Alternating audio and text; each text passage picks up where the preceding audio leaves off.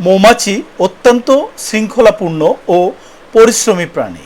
তারা দলবদ্ধভাবে রানী মৌমাছির নেতৃত্বে এক জায়গায় বসতি গড়ে তোলে। যখন তারা নিরাপদ ও ফুলবহুল স্থানে খুঁজে পায় তখনই তারা গাছের ডালে বা ফাঁকে স্থানে মৌচাক বাঁধে।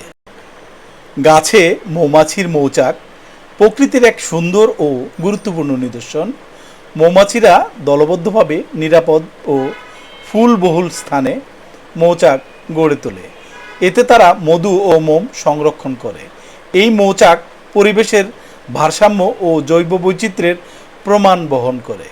মৌচাকে হস্তক্ষেপ করলে মৌমাছি হিংস্র হয়ে উঠতে পারে, তাই সচেতন থাকা প্রয়োজন। মধু সংগ্রহ করতে হলে অভিজ্ঞদের সহায়তা ও সঠিক পদ্ধতি অনুসরণ জরুরি। প্রকৃতির এই উপহার রক্ষা করা আমাদের সকলের দায়িত্ব।